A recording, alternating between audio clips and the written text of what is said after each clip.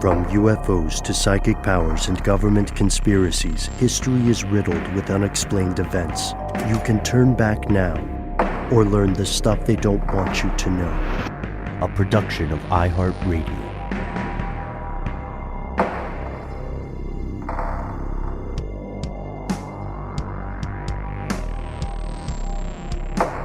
Hello, welcome back to the show. My name is Matt. My name is Noel. They call me Ben. We are joined, as always, with our super producer, Alexis, codename Doc Holliday Jackson. Most importantly, you are here, and that makes this Stuff They Don't Want You to Know. It's time for our weekly listener mail, where we share stories from you with you. And today we have some really interesting stuff. We have some allegations of inside jobs. We have the concept of astrology, which we get asked about pretty frequently. So we're diving into that today. And then also a little story that has always fascinated me, and I think might fascinate you guys as well, about cryptids and extinction. So maybe we go in that order. What do you say, guys? We did an episode on GameStop. It was more than GameStop. Wall Street Bet's involvement in what some would call a financial revolution, or attempt at such. And this sparked a lot of interest from our fellow listeners. Yeah, it did, because I think the whole GameStop thing just sort of pointed out something that we've all always kind of known, that the system is really designed for like the power players, the top folks that have the most to gain and potentially the most to lose, but they don't like to lose. So when you got the little guys kind of rigging the system against them, they don't like that too much. And there's some potential for collusion and just not playing very fair. But in this whole GameStop situation, it certainly led to the question of like, who has the most to gain from this? This whole idea of short squeezing and shorting stocks, which inherently feels super divisive and controversial, the idea of betting on someone's failure. But hey, we're all big boys. We know what the stakes are. We get into business, you win some, you lose some. And sometimes people can benefit from others' misfortune. It makes me a little squeamish, but it certainly is part of the game, whether you think it's icky or not. But we had specifically a listener call in to 1-833-STDWYTK. You can do that too if you wish. Just let us know what to call you and that we can use your story, and try to stick to that 3 minutes if you can. But this one comes from our longtime listener, Agent L. Hello, guys. It's Agent L here again. I was thinking about the whole GameStop short squeeze attempt and how obvious it seems that the creators of this idea were really only looking to make profit on the stock that they owned. I mean, the concept that they would squeeze these short sellers seems pretty ludicrous to me, because unless those short sellers were coming to the end of their term where they would have to repay that borrowed stock, then the idea that GameStop would have increased to such soaring limits for long enough that it would really hurt these hedge funds seems, again, ludicrous. I don't know how long ago it was, and I don't know if this is something you guys could find out, how long ago it was that the hedge funds started using GameStop as a short selling option. But it seems to me that the only benefit to this entire short squeeze attempt was to the ones who planned it, orchestrated it, and brought in the feeling of general ill will towards the hedge funds, and all of that Occupy Wall Street-esque feeling along with it. Interested to see what you guys think. Keep up the good work. Bye. Nice. Yeah, thanks, Agent L. It's an interesting question, and I want to make sure and check with you guys, Matt and Ben, that I'm understanding the question correctly, because he's implying some level of an inside job, but I'm not sure if he's implying that the executives at GameStop were the ones that were rigging the game. No pun intended. Stop. Pun totally intended. Haha. I won't, Ben. I can't. I couldn't possibly. Or that. I think what he's saying is that the people who were orchestrating the short squeeze from within this Wall Street Bets community were essentially just out to pump up the price of the stock that they already owned, and they couldn't possibly have predicted that it would do such egregious damage to the hedge funds that were so heavily invested in the shorting of the stock. Is that what you guys took from that, or am I misreading it? Somewhat. So I would say, yeah, this is a great question, Agent L. We know that Deep Value, aka Keith Gill, his name is out there now. We know that he was intensely interested in GameStop before this short selling run began. So that's why he was the person who had his, ear to the financial ground and felt the tremors coming. But from what I understand, and this is based on a lot of correspondence from our fellow listeners who have wrote into the show or contacted me directly, it feels like the beginning of it may have been organic, but there were opportunists who jumped on board, maybe with different motivations or some sort of ulterior motive, right? These folks are, you'll see in the Wall Street Bets forums, you'll see people saying, like, people would jump in during a GameStop conversation and say, like, the next GameStop is going to be this thing. And they're kind of like trying to move the crowd toward that thing that they obviously have already invested in. And then also, yeah, it's a great point, Noel, about the CEOs and the stock owners of GameStop who were able to profit from this, right? Depending on how their timing worked out. And it's also possible that, like, of course, in professional investment bankers, people who work at hedge funds are very well aware of stuff like this. Mm-hmm. It feels like, and maybe I'm being too extreme here, it feels like it would be somewhat naive to assume that they would not seize an opportunity if they thought such existed. And it's totally legal, by the way they did it. If they did.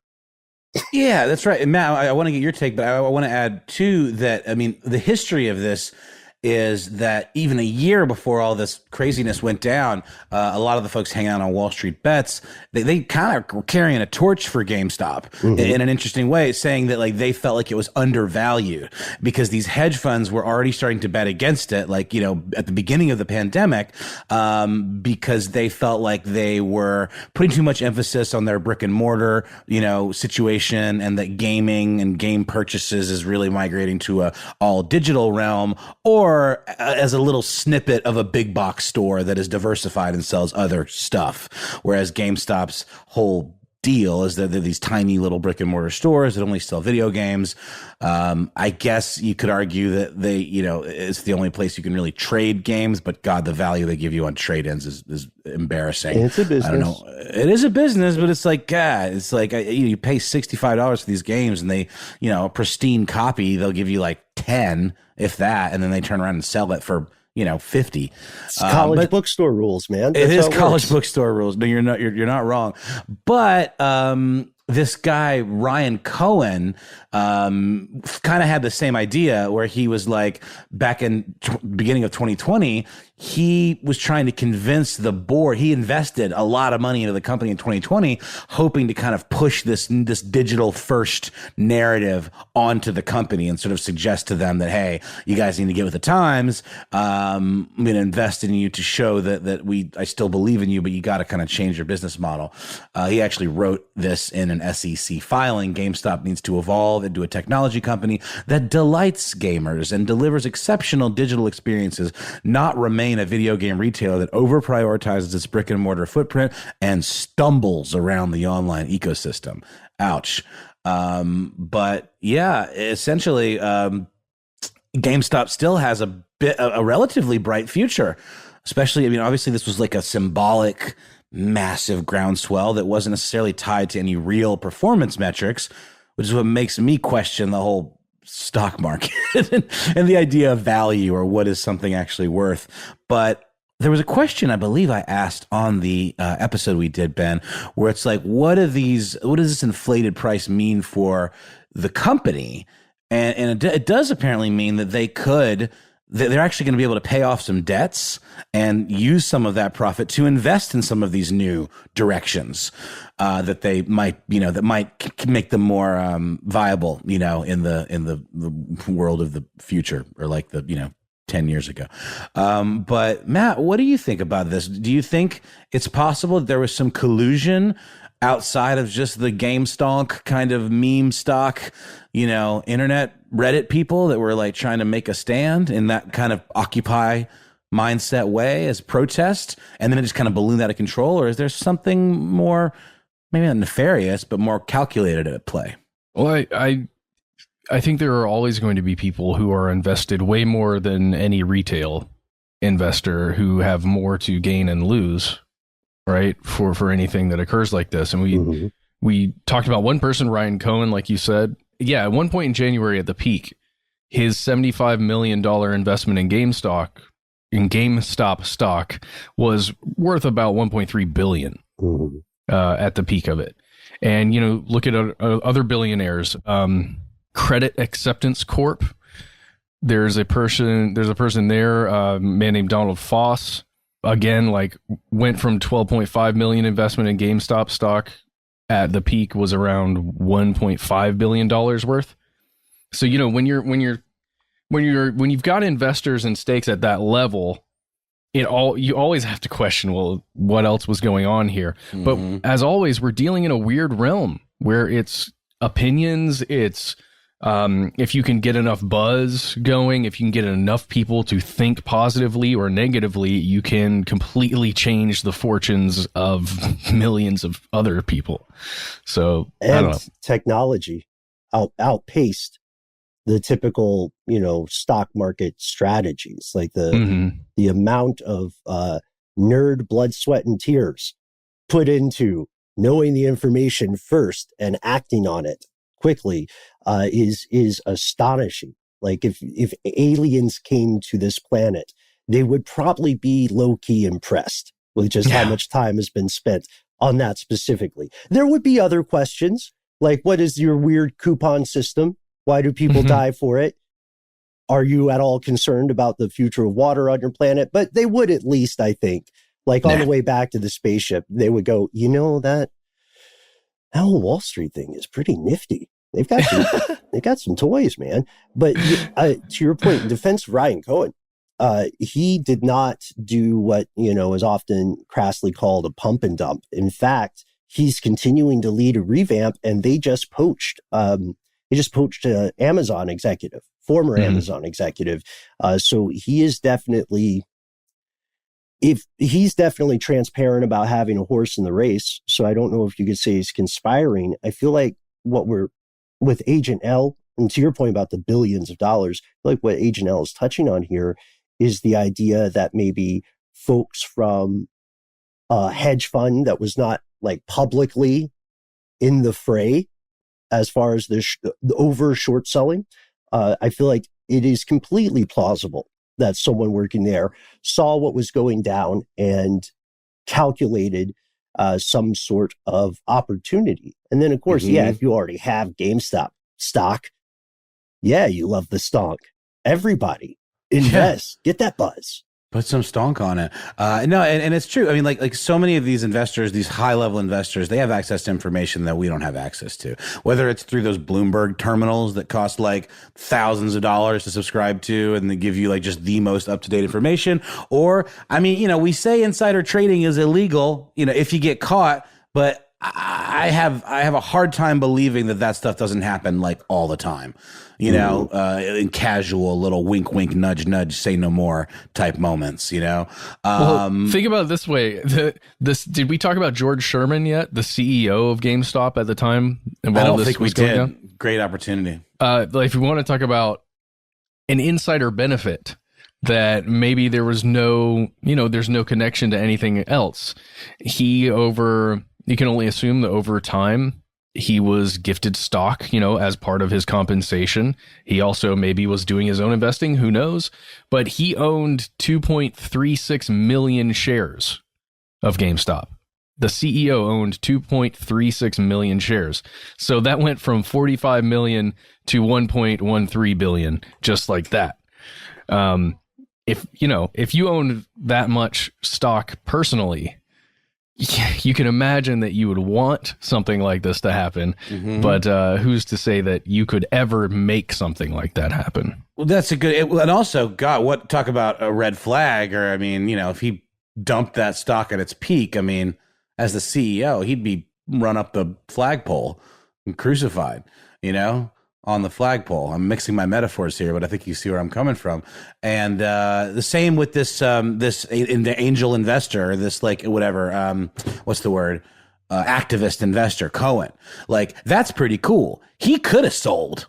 He was smart. He obviously wasn't a player in this. He just invested because he thought the company was undervalued and needed to move in a direction, and was trying to use this money he had to influence maybe the board to move in that direction. But, he could see that portfolio quadrupling, septupling in value, and he didn't sell. I don't think so. I don't know that, but I think that's the implication. Yeah, that's the implication for sure. So he obviously literally put his money where his mouth was. Mm-hmm. I think that's interesting. It's tricky because both of those individuals, like Cohen and Sherman, they are both at the helm of GameStop. Sherman is still the CEO. And so you could make the argument, it gets kind of tricky when you are a high-level executive in a company that you own a bunch of stock in. Like the rules around when and how you can sell that stock or divest yourself from it can get a little complex. So if I were looking for more of an inside job, or if the five of us, Doc, Noel, Matt, me, and you listening at home, if we were in charge of GameStop and we knew we could make a profit on this, right?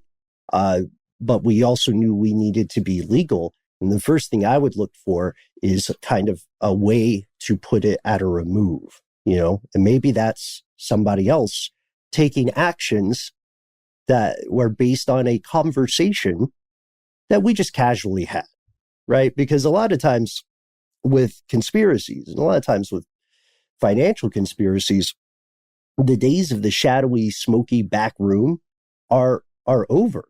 It's much more casual now. It's kind of like we're both at the barbecue. How was your week? Yeah, pretty good. So do this now. Hurry. I want to just bring something up towards the end of this, Noel, something maybe that you can look into later, because I feel out of the loop with it, but there's a person named Bill Hwang, Hwang, and Archegos. I think it's called Archegos. I don't know how to say it correctly. It's a Greek word. Really interesting story coming out about the collapse of this private, family-owned or family investment fund. It's kind of like a hedge fund, but just very small. And it doesn't require the same things from the SEC that some other big hedge fund requires. And there's some weird stuff going on there where this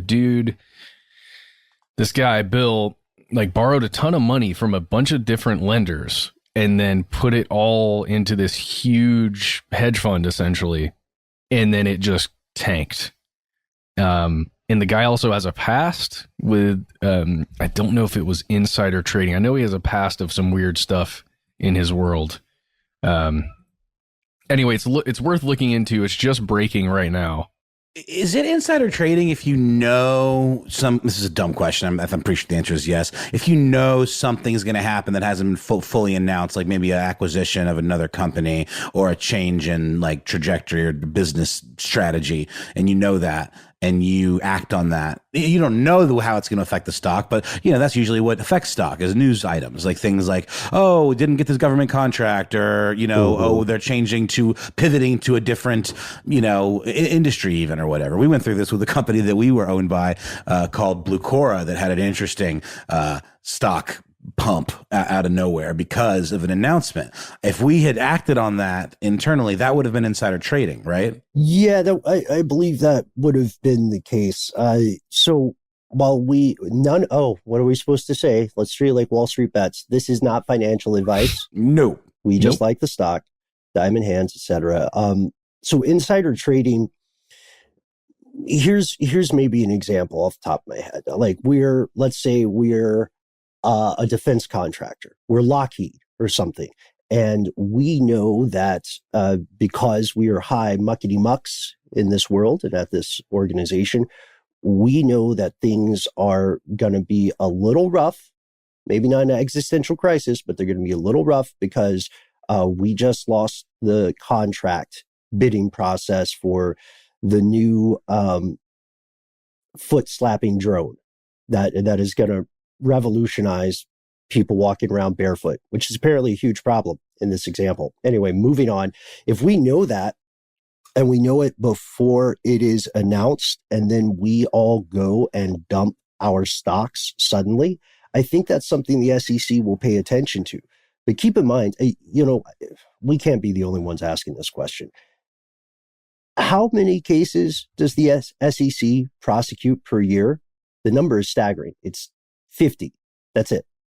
Out of all financial transactions in the U.S., the SEC worries about, let's say, about 50 a year. They say, these aren't kosher. What a lot of people don't understand is that the SEC is literally one person, and she works really hard. Yes. And she's basically an intern. Well, it's kind of like how the IRS is so, I would backlogged. Say, by design, understaffed. Mm-hmm. Think about who benefits from an under-resourced SEC and an under-resourced IRS.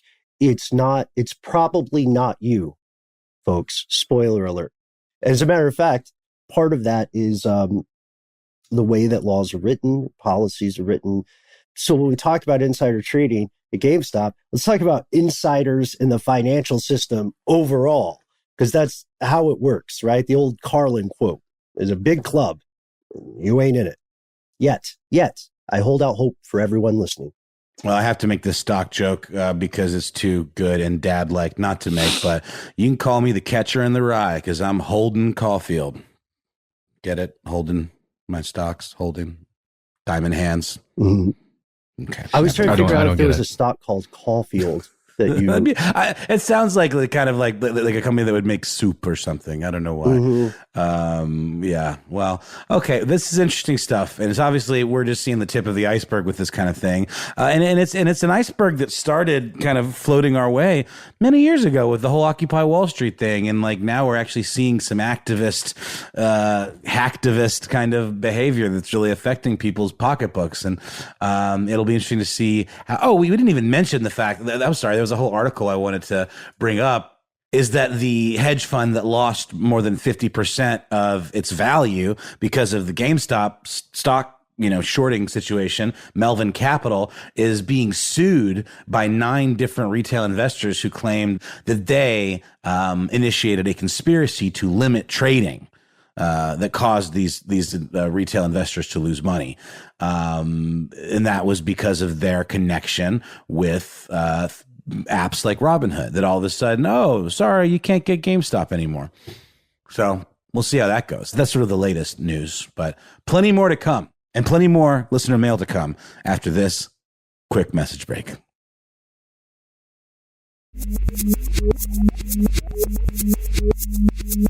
And we have returned. We're traveling internationally. Our next story today takes us to Australia, aka one of the places we've always wanted to visit. Write to your local representatives, Australians.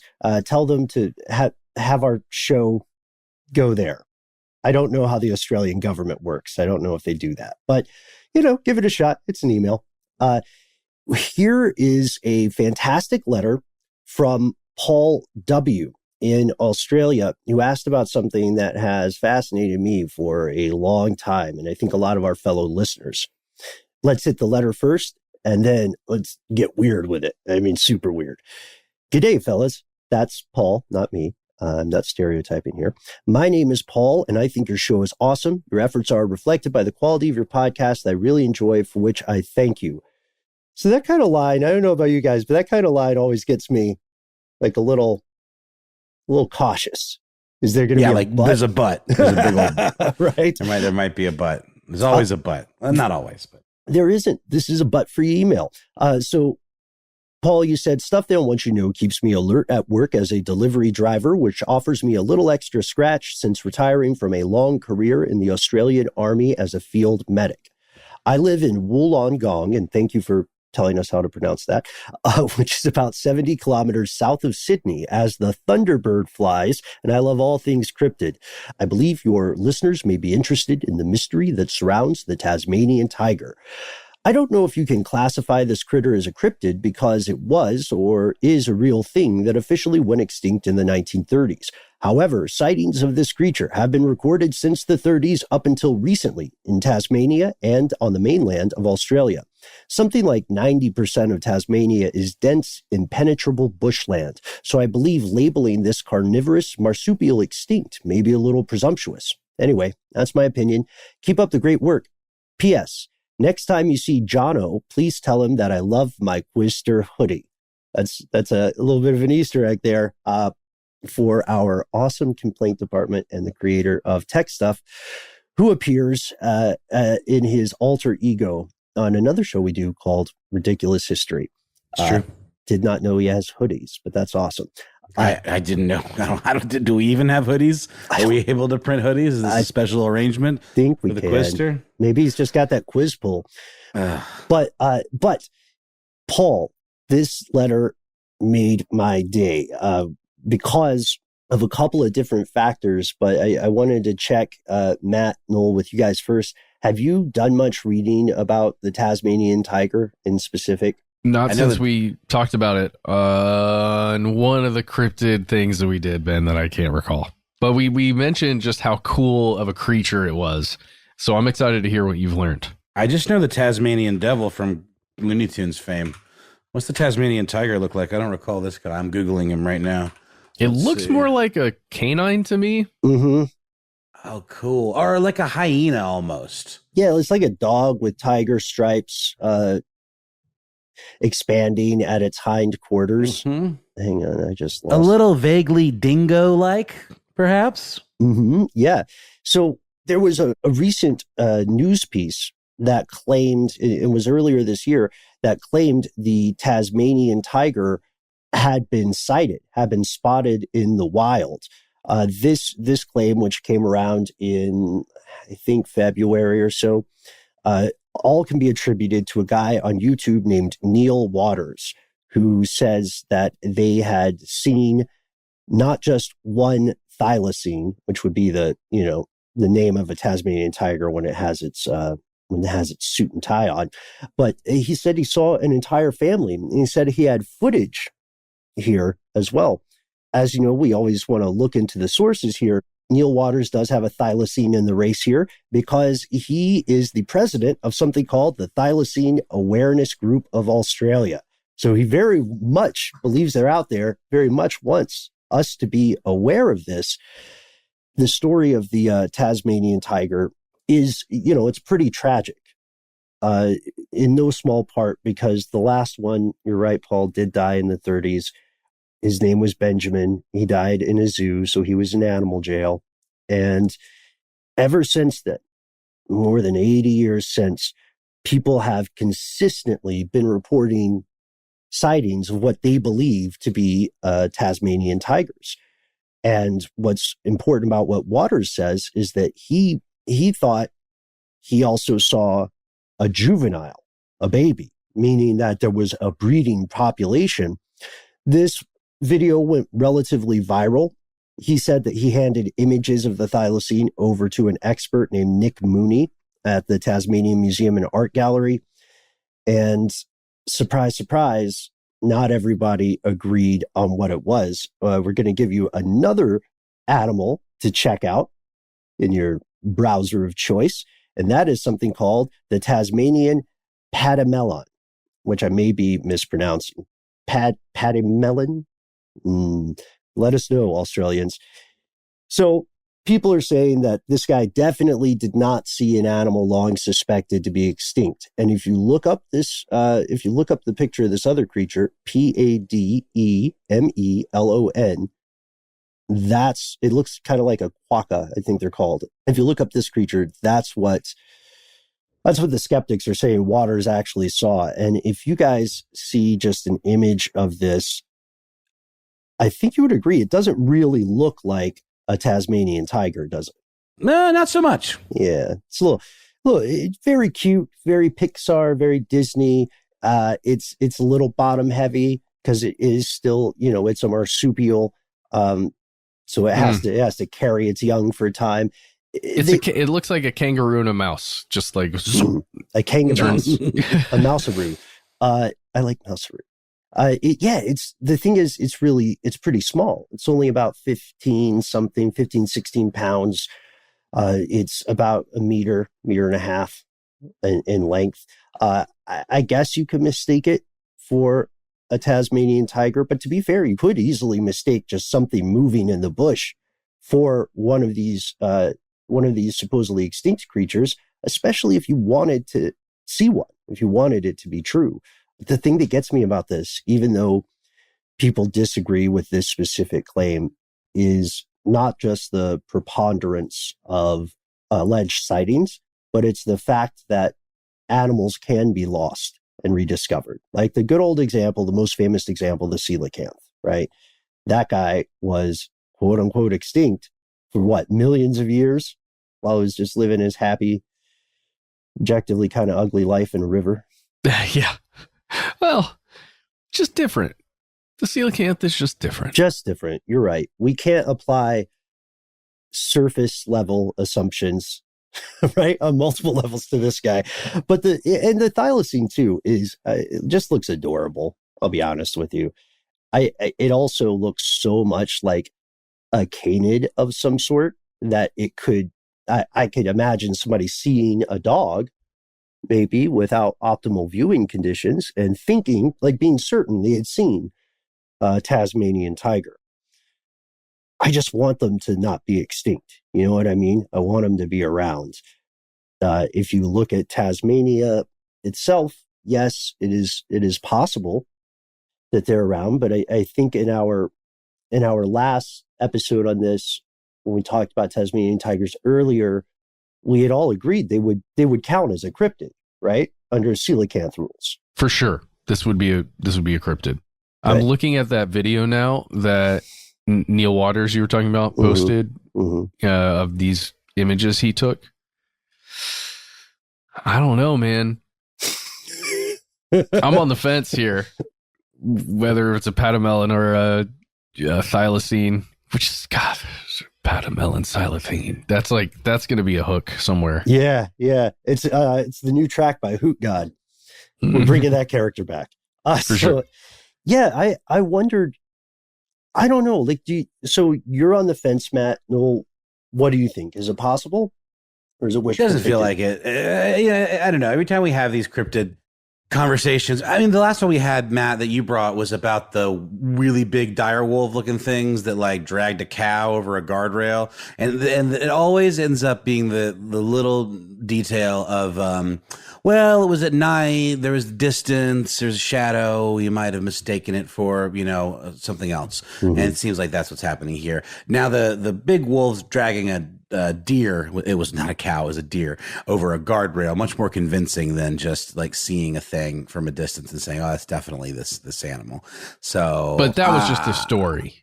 I know what it was, but it was a convincing guy story. Waters has some videos. He's got trail cameras. He's got images. I don't know. Where are they? Where are they at, man? Let me see them. He's posting them on YouTube right now. Left. They're not there yet, though, are they?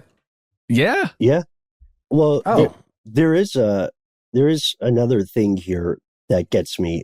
As far as I know, one of the most I guess like the simple low hanging fruit step in a search for a cryptid is kind of gross, but it's necessary. Find the poop. You know what I mean? Find the habitat, find the scratching if there's some like behavior like that. And we did in a previous episode, we did some like cocktail napkin math about Bigfoot. And we said, okay, the Australopithecus is extinct, but that's the biggest primate we know of.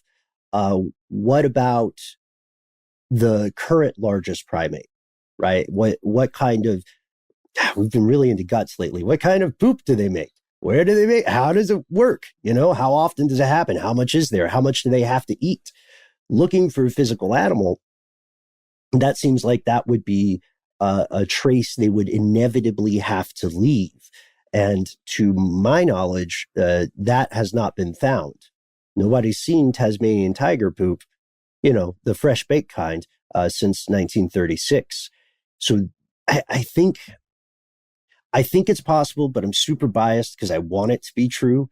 And then also, even if it is true, if there is some relic population, as they would be called, they probably don't have the genetic diversity to continue as a species. If they exist, the odds are not great that they will have enough of a breeding population to beat a genetic bottleneck that would ultimately doom them. Yeah. Well, the good thing is, for all of us with just a casual interest in this, when, Waters or whoever else comes out with incontrovertible images or video or some kind of evidence of a Tasmanian tiger living right now, it will make the news, because that is big news. It'll hit MSN or whatever you're checking every once in a while, and then we'll know for sure, one way or the other. Well, actually, if we don't have proof, then we won't know, and it'll always be a mystery. So maybe let's just keep it like that. Are you saying the real Tasmanian tiger was the friends we made along the way? Yeah, that's what I'm saying. Yeah, it's a fascinating story. And, it's a story that's not going to go away for the foreseeable future, as long as there is dense wilderness in Tasmania. People like me will hold out, hoping against hope, that we see the return of this fauna, especially in this time of a great mass extinction. We are living through an era of history in the most unpleasant way. But with that being said, if you've seen a Tasmanian tiger, if you have a Tasmanian tiger, if you are a Tasmanian tiger, somehow able to operate a keyboard or a phone, we'd love to hear from you. We'd love to hear your experience. Although I don't think any of us speak tiger, we will get Duolingo. We will pick that stuff up and do well enough to understand you. Ben, by the way, before we leave, I found a video on that YouTube channel that we were talking about, Thylacine Awareness Group of Australia. The title is Searching for Tassie Tiger Poop. Ooh. Yeah. All about that poop. Where's the poop, right? He gets it. Where's the poop? There's a big turd on the thumbnail, so I don't know. Right? Does it have little stink lines coming off of it and like little flies, like animated? No. And then how do you tell? Like, how do you dissect that? Oh gosh. Okay. This is smell and taste. That's really the only. Oh well. So I would do it, I guess. So you got experience in these matters, Matthew. Yeah. So that search continues. Please let us know your experience. Please let us know your opinion on not just that, but any other cryptids in your neck of the global woods. We'll return to this story in the future. But for now, we're going to take a break for a word from our sponsors, and we'll return with one more story from you.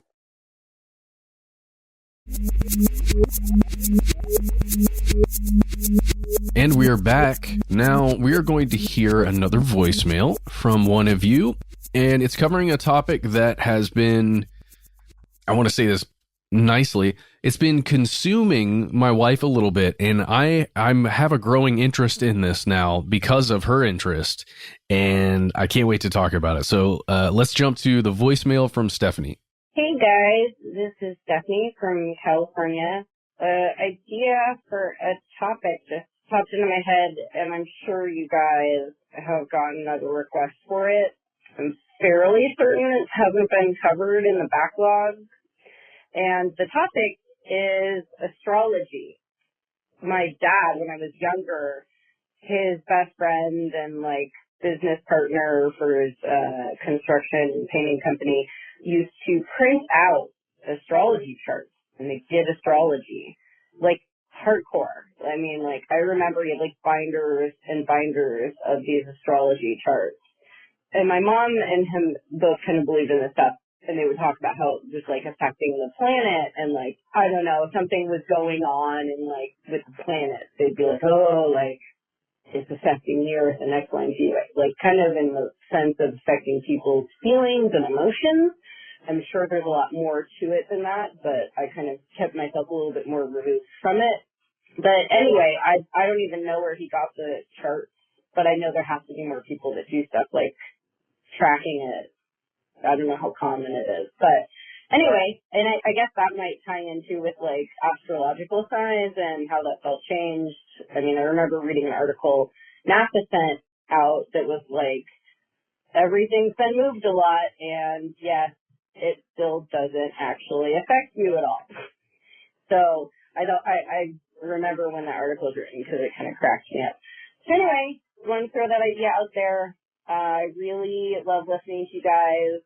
I've called in before, and I apologize. This is like my second call to you guys this weekend. But I thought this was would be a really cool topic to hear about, because I don't even really understand why my dad did it besides having a belief system like that. So I'd love to hear more about it. If you guys ever get a chance to do the topic, looking forward to your next episodes. All right. Love you guys. Bye. Nice. Thank you so much. Yeah, that was really great. What a nice send-off there right at the end. So thank you, Stephanie, for sending us that voicemail, for, you know, getting us to talk about this topic, astrology and horoscopes and what's going on in the stars. And can that have any effect on us little humans way down here, the bacteria on this rock just scooting around? Well, maybe a lot of people believe that there's some kind of connection between the stars and humans and life itself on the Earth. Science is a little more skeptical about it, as you could probably imagine, but it's something that we can talk about. And I figured, why not start at the place where most people learn about astrology for the first time? And for me, that was through horoscopes. I wonder if that was the same experience you had, Ben. Yes, but not Western horoscopes. I had my introduction to the concept came from Chinese astrology and horoscopes, which cool, is a different system. And then I used to have I shared this with you back in the day. Remember when I had that program that would calculate your Mayan astrological sign? Mm-hmm. It's like your Mayan horoscope. That was really fascinating to me, at least, because in that belief system, it's much less like kid gloves, believe in yourself, than a lot of other astrological systems, because there were, in some Mesoamerican cultures, you know, there's no belief in accident, right? Mm-hmm.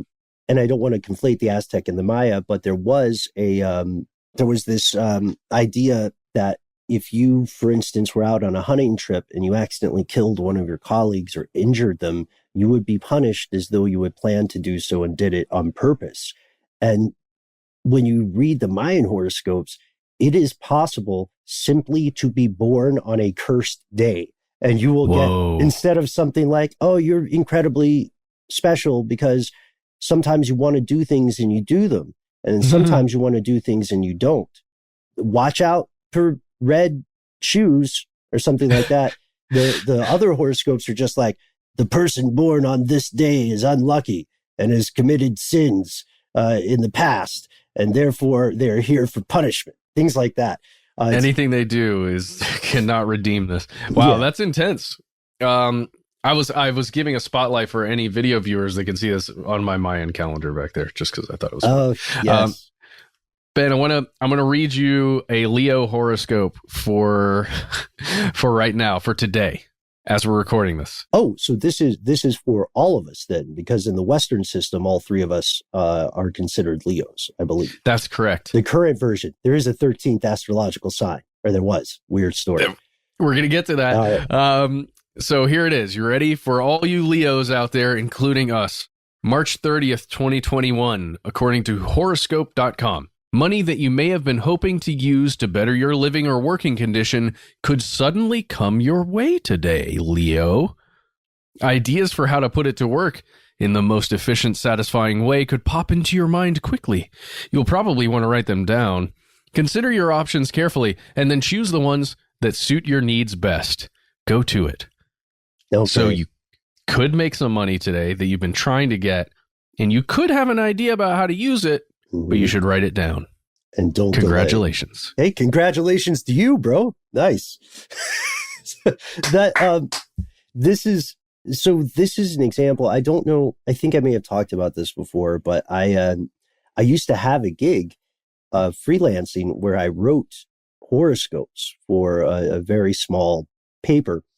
And, I did due diligence, right? They just wanted reports on what are called the sun signs. And you get 12 per issue. And, I would do little things like have Halloween themed horoscopes, things like that. They're very fun to write. But I got a lot of correspondence that really surprised me when people were saying things like, thank goodness I read this. It was incredibly helpful in one way or another. And there we go into the nature of belief.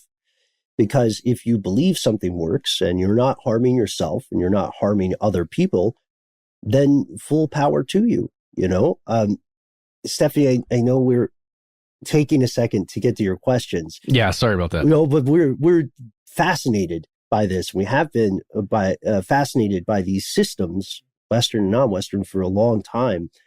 I have a theory, Matt, Noel, Doc, that I think could just possibly, many asterisks, possibly explain the mechanism through which the stars and the heavens and the movements of the planets could maybe affect the human mind. And I tried to be really rational about it. And I tried to, be open-minded. So first, we don't really understand how gravity works. We know what it does, but that's it. We don't understand a whole lot about gravity. We also don't understand a ton about the human brain in certain aspects. And we don't understand a ton about the development of a human in the embryonic stage, right? We still have questions regarding things like the nature of consciousness. The nature of consciousness. Perfect. Yes. How does consciousness form? When, why, to what degree? And then also we don't even really know what will happen if a child is conceived and birthed in space. They're evolved. What I'm saying, they're evolved for a very specific gravitational environment. And we know that the actions or the movements of non-terrestrial objects can, to a degree, have a gravitational effect on this planet and all the things living on it. So is it, I know we're walking a very tapering branch. This is great, Ben. The tapering branch is exactly where we need to be because I've got something to share with you. Awesome. That Okay. I don't think you've heard this yet. Okay. Well, just sew it up real quick. Is it possible, if the moon can affect tides, right? That is a given. That is proven. Is it possible that massive objects can exert some kind of very small gravitational effect on the planet? And then is it possible that gravitational effect could somehow influence formative stages of the human brain in what we would later call, personality or consciousness? I have no proof of this. This was literally me several years ago, probably 2 beers deep, thinking about 5. I'm just joking. Maybe by the time I got to what if maybe it was 5? Who knows? But yeah, so that's how I tried to explain some of this stuff to myself. We know that tons of people use astrological services. Now you can get them in the forms of apps. but also may print out these charts in an attempt to get a better understanding of themselves, their loved ones, an idea of when they should do something or what they should do. We know that a lot of world leaders have been influenced by this. The military junta of Myanmar relocated their capital some years back on the advice of an astrologer, and Ronald Reagan had an astrologer. People from all walks of life, is what I'm saying, believe in and practice this. That's correct. And I want you to hear this, Ben, and everyone listening. We had a question in there, or a comment in there from Stephanie about kind of predictions. One of the reasons that you would have charts and everything to kind of get a sense of what may be coming. Mm-hmm. Well, astrology.com, we went to horoscope.com. Now we're at astrology.com. They posted in December of 2020, December 31st, 2020, an article called 2021 Astrology Predictions, Welcome to the Age of Light Speed Change. Okay, you can find this. It's by a person named Gray, Gray Crawford. In this, there's one thing that I'm going to point to, and it doesn't mean that the whole thing is correct, but this one thing is pretty astounding. I'm going to read you part of the first paragraph, and then I'm going to jump down. The year 2021 enters with the propulsive force of a new era announcing itself, as the immense impact of the great conjunction between Jupiter and Saturn in Aquarius ripples outward. While we had to grieve the end of an old era in 2020 while enduring difficult birth contractions collectively, the astrology of 2021 will require continuously adapting to the far-reaching changes that will be erupting across all aspects of society. The closeness of Jupiter and Saturn in the sky at the beginning of the year will serve as a guiding star of hope for creating the reforms and innovative solutions needed to address the numerous societal issues and inequities that have been exposed during the past year of the global pandemic. Now I'm jumping down a few paragraphs here. Are you ready for this? Oh, yeah. January begins with a big bang, as Mars will enter Taurus on January 6th, and spend the rest of the month amplifying the volatile tensions brewing between Jupiter, Saturn, and Uranus. There will... I'm just laughing because I was delighted when you were like, we're not going to straight up say anus on the show today. I know. I had to... But January 6th. But January 6th, what happened on January 6th, Ben? Well, the U.S. Capitol was stormed for the first time in a long, long time. And it was thoroughly stormed, right? And yeah, and just conceptually, Mars entering Taurus. I don't know. There's something about that. That's crazy to me. That's crazy. Yeah. So the idea then is, to what degree can astrological practices predict real world events on a macro or micro scale? People definitely do believe this, and there are numerous historical examples, right? The thing about astrology is whether you consider yourself more skeptical, whether you consider yourself a true believer, you can easily admit that multiple cultures across the world and across time independently either invented this or discovered this. Invented or discovered some version thereof. And your verb choice there depends on your personal beliefs, I would argue. Yeah, that is a coincidence. That's a one. Is there such thing as coincidence, bro? That's like part of the conspiracy mantra, the conspiracy realism. Like, it's weird to me that my brain cognitively can have this belief that there really is no coincidence. Like, it's tough to really get a good coincidence that didn't have some kind of guiding hand way in the background even, or just, immediately in the front of whatever action occurred. But I have that belief. Mm-hmm. But then also this astrology and prediction in this way, using the stars or charts, feels like hogwash to me. That's my personal opinion. It feels like pseudoscience to me. Mm-hmm. And the vast majority of scientists and researchers and educated individuals out there at those upper echelons would probably agree with that. especially those at NASA. If you talk to the people who deal with space a lot, they put out, there's a Time article that you can read. And it is NASA has no time for your astrology nonsense. That's the Time article that you can read. Yeah, pretty. Yeah. That's actually from NASA? That is from Time. Oh, okay. No, okay. Now I understand. Yeah. That's not a quote from NASA. Yeah. They didn't put out that press release. All right. No, they did not. They just say they let everyone down pretty gently. There are other great places you can go to that say the same kind of thing. There's a website with Berkeley, the College of Berkeley. The website is Understanding Science. Let's see. I think it's undsci.berkeley.edu. They've got a really great little snapshot on their website where it just talks to you about, is astrology, is it scientific or not? It's almost like, it looks like a workbook that you would find in grade school or something, but it's pretty great because it just gives you these bullet points of like, well, here's why a lot of people don't think it's scientific. Here's why a lot of people believe in it. I really, really appreciate what they did there. Is there any particular point there that really swayed you away from or toward your hogwash position? It's more in that it's impossible right now, at least to the best of our understanding, it's impossible to test things in astrology. Possible, but it's illegal. There are a couple ways to do it, but there would be human experimentation, right? Okay. Longitudinal study. Sure. Get people from the same genetic background, make all the variables except for birth time and location as close to uniform as you can. Yeah.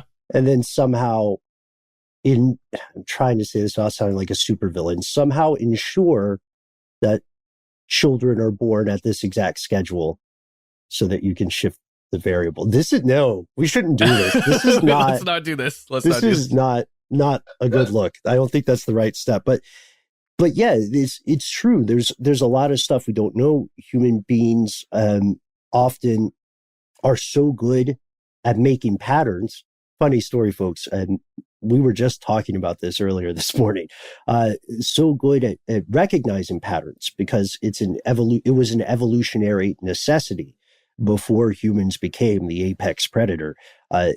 This stays with every human being. You are a pattern analyzing master. And it's easy sometimes, dangerously easy, for people to create a pattern in their head while they're searching to discover one. This doesn't mean that people are practicing astrology in some cynical way or bad faith. I think all of us in the audience know at least a few people who are very well read in one of these systems or another and very much believe it. And I would say, out of context, this will sound weird, but in defense of astrology, Matt, I propose that it functions as at times profound tool for psychological inventory. You know what I mean? You're learning about how you react to this information, and that's valuable. Yeah, and it's exactly. And at least in the Western style of things like horoscopes and checking your charts and things on some of those apps you mentioned, it seems to have a profound positive effect on the individual because it's almost always encouraging. Right. Yes. At least what I've encountered. So again, like if you can use it in that way, even if you don't necessarily believe that it has an actual one-to-one relationship with what's going to occur in your life, if you can use it in a way to enhance your life, then geez, that's amazing. And I'm also not poo-pooing astrology. I'm telling you what I believe just currently. Like I hope everybody understands that. Oh, totally. Yeah. But if you're really into it and you're interested and you want to learn more, there's a place you can go online called astrologyuniversity.com and you can get a degree. There are programs of study there. There are all kinds. Yeah, I don't know how much it costs. It may be really expensive. I have no idea. I'm not promoting them, but you can go there and you could do a 4-year training program if you want. And, be the best astrologer you can.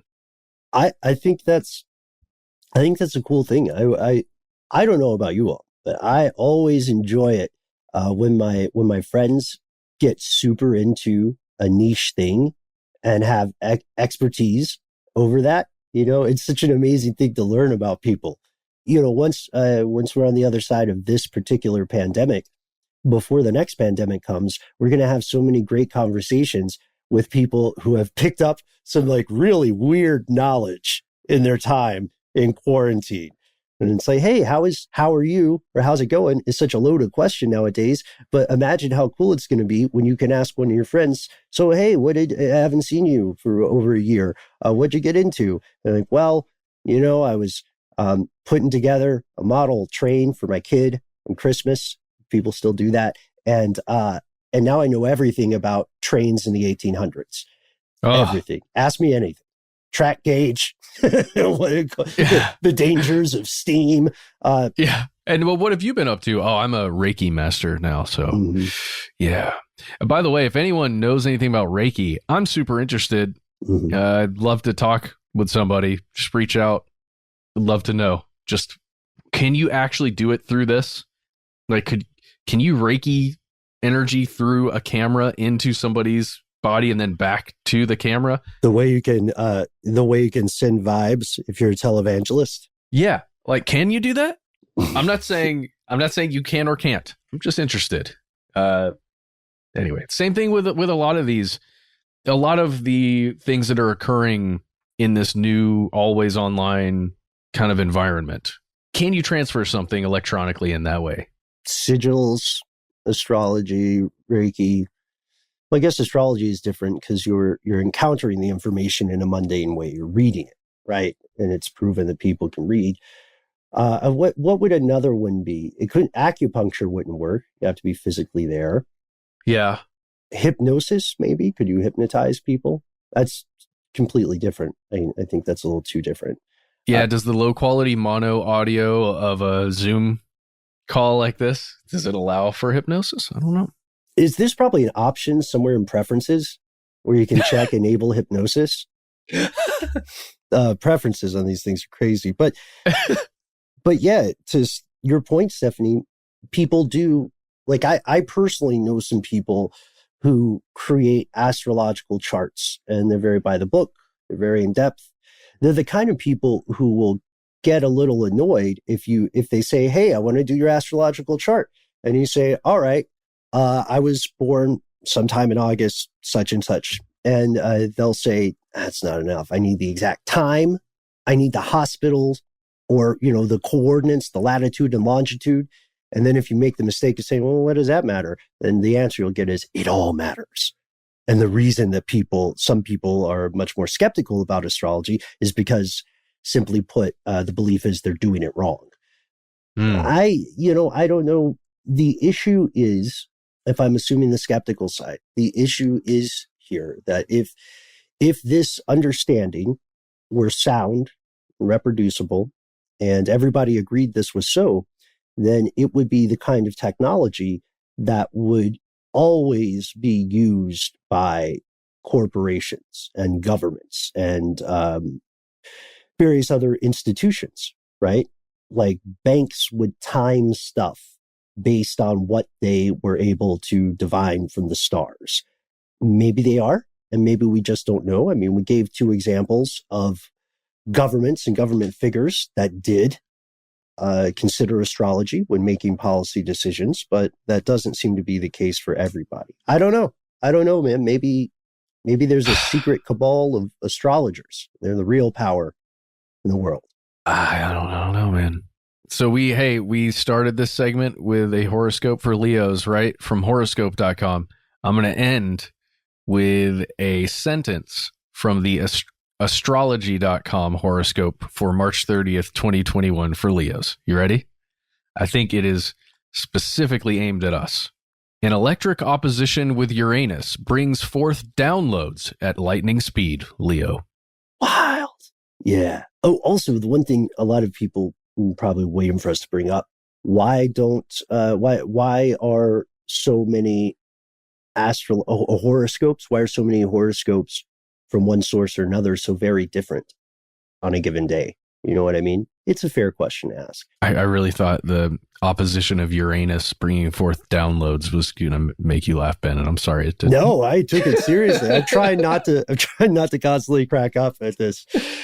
I do have to ask, Matt, and I apologize if this is a dumb question. What does that mean exactly? It's going to bring forth downloads, baby, at lightning speed. And there's an opposition with Uranus. So I don't know, something to do with that. So, and it's electric too. So, I did have some Wi-Fi problems when last we recorded. Is that it?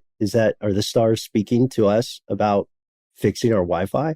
I don't know, dude. Just tune into your intuition, especially while today's moon sails through your astral fourth house of roots, innermost feelings, and emotional awareness. So, that speaks to me. I felt, I got to tell you, I was looking up some horoscopes just to see differences between the ones from March 30th as we record this. And I know everybody's saying, it's so Leo of you guys to just do Leo horoscopes. Read mine, read Aquarius, read Taurus, etc.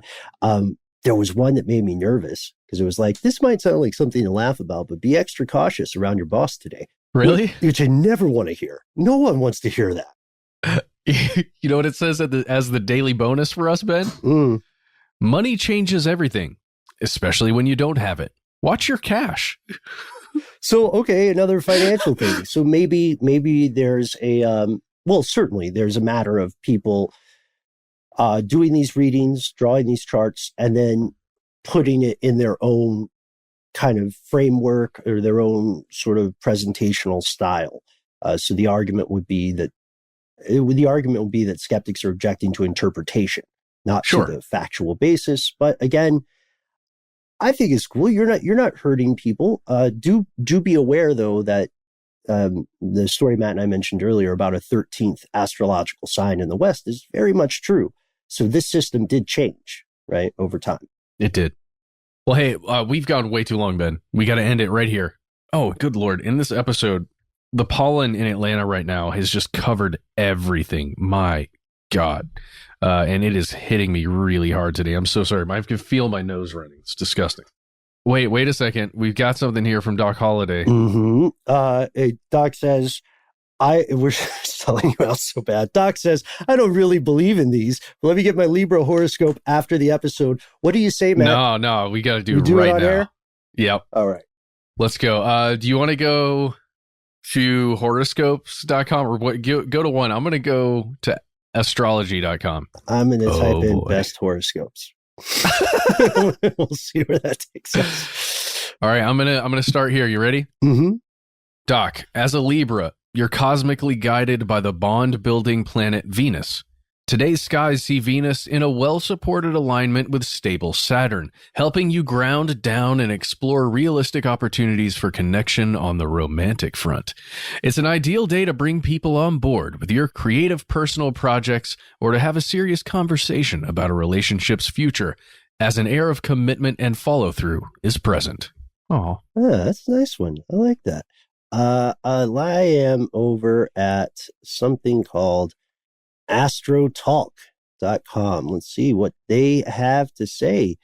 Oh, no, wait. No, let's go to a better one. This is weird. Okay. Whoa. At the end of this one, it's talking about, again, opposition to electric Uranus in your erotic 8th house. I don't understand some of these. Dude, Uranus is blowing up these days, huh? All right. As you said, Matt, horoscope.com. This horoscope says, Doc Holliday. That's weird. They have your name in here. Doc Holliday. Information received today excites your imagination and encourages you to start a new artistic or creative project.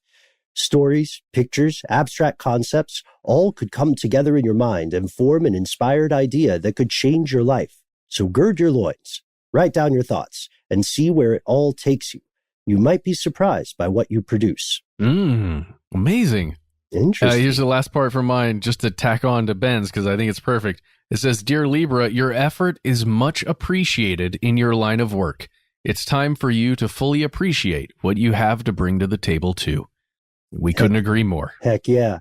What a great place to end. We ended on a positive note. Thank you, as always, everybody, for tuning in. That's our show for today.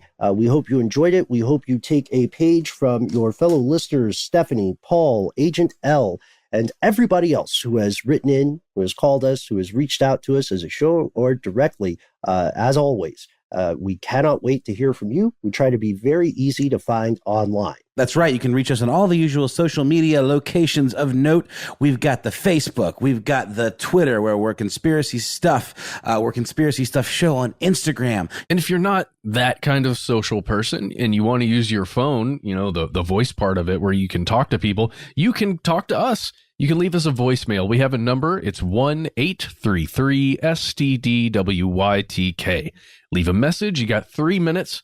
At the very top, please tell us your name or what you'd like for us to call you. That's very helpful there. Let us know if we can use your voice on the air. We would love to if we can. And then leave us a message. Afterwards, you know, you've got the most important things out of the way there. You can then give us a personal message. You can put it right at the end there. Hey, and if you've got a lot to say, remember, you can always fit more stuff in an email, and we've got one of those addresses. You can send us longer messages to our email address. We are conspiracy@iHeartRadio.com.